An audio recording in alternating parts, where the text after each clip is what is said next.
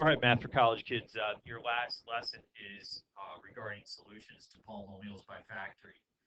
And so the question is, how do we solve something like x squared minus 2x minus 15 is equal to 0? And what we choose to use in mathematics is we say, well, we're going to use some logic here. And this is the logic we're going to use. We're going to use the zero product property, which states that uh, I'm sorry, we'll start with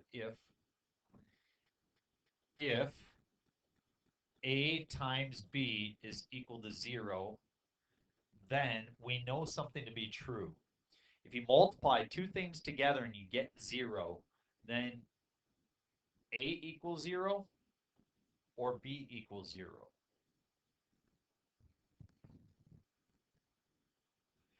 The key is to be able to write it as multiplication, and that's what it means to factor. So in this situation, I factor to write this expression as multiplication. I have x times x, and then I have a minus 5, and I have a plus 3, and that is equal to 0. So this is my expression A, this is my expression B. So either A is equal to 0 or B is equal to 0. And when you add the 5 over, we get x is 5. And then when you subtract the 3, x is negative 3. So those are my two solutions. Note that if you would take these and plug these back in, like 5 squared is 25, 2 times 5 is 10, and then minus 15, I do get 0 out of that deal. So if you plug them in, you will get 0. Sometimes what people do in these situations, though, is they see x squared minus 2x minus 15, and what they do is they add the 15 over to the other side. They get x squared minus 2x equal to 15. They do silly things like trying to divide by 2, and they don't really know what they're doing. They start crossing out some 2's, x minus x equal to 15 divided by 2, 7.5. X's go away, answer 7.5. There's so many incorrect mathematical steps in that situation. We don't need to go over them all. But I just want you to know that you need to resist that temptation of adding that 15 over. Write it in factored form.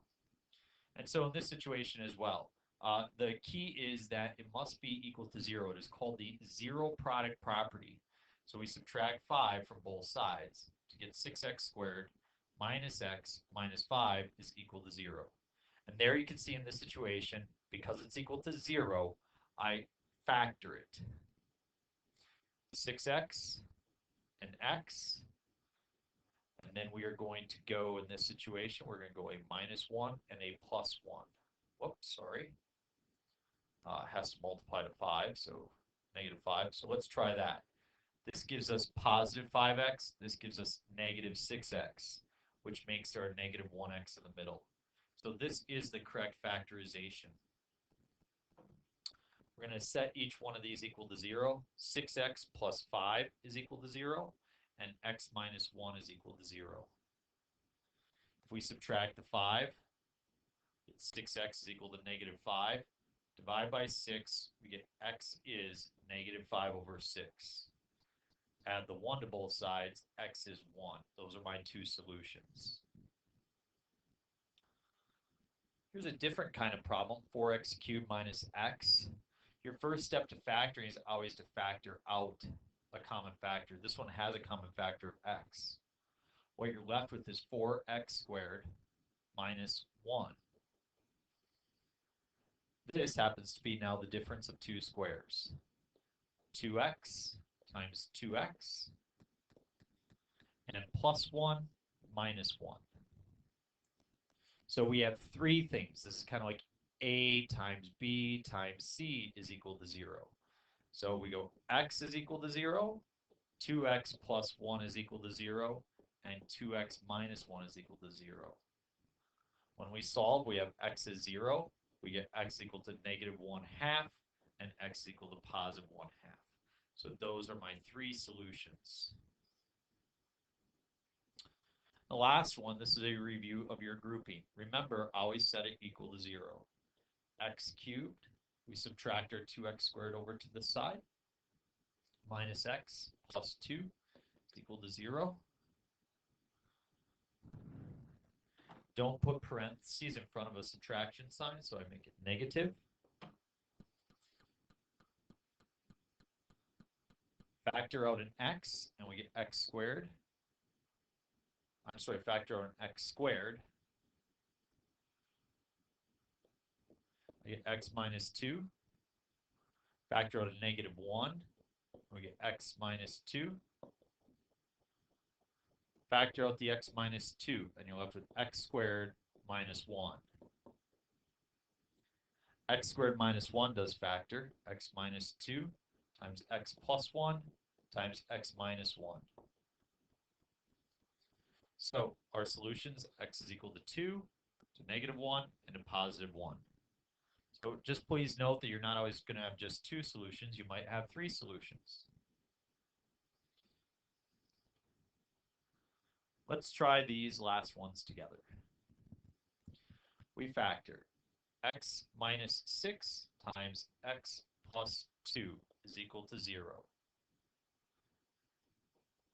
X will be 6, x will be negative 2. This is the difference of 2 squares. X minus 3 times x plus 3 is equal to 0. X equal to positive 3, x equal to negative 3. Start by factoring out a negative. Becomes x squared plus 8x plus 7 equals 0. X plus 7 times x plus 1. So x is negative 7 and negative 1. You don't have to worry about what sits out front here, this negative, or suppose it was like a negative 4 or positive 5. You don't have to worry about that unless there is an x. If there's an x, then you have to use that as a possible solution. Here, factor out your common factor of x, and we're left with x minus 11. So we have x is equal to 0, and x is equal to 11. There you have it, folks. Well, let's try these on the last side. These are a little bit more difficult. You can see in this situation, I'm going to factor out a negative 2. I'm left with x squared plus 2x plus 1. Negative 2 times x plus 1 times x plus 1. Don't worry about the negative 2. You can see x equal to negative 1 and negative 1. I'm going to write the negative 1 twice. I know that seems odd that you would write it twice, but it's nice to list it twice because it shows that the solution happens twice. The degree of the polynomial tells us the number of solutions. So negative 1 and negative 1. This one has 4 parts. That tells me it's probably going to be grouping. We'll add the opposite here. So I have x squared times x plus 2. I factor out a negative 4, and I get x plus 2. Factor out your x plus 2, and you are left with x squared minus 4. X plus 2, this is the difference of 2 squares here. X plus 2 times x minus 2.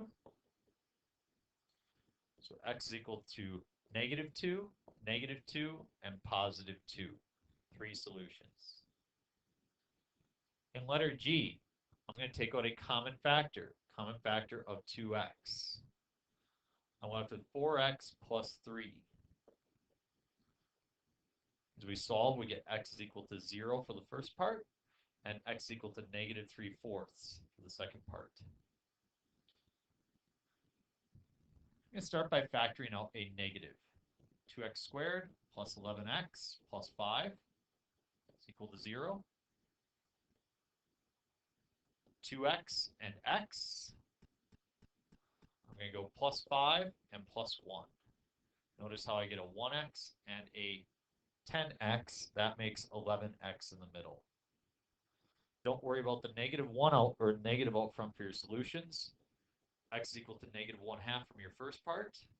Oh, not negative 1/2, just negative 1/2. And negative 5 for your second part.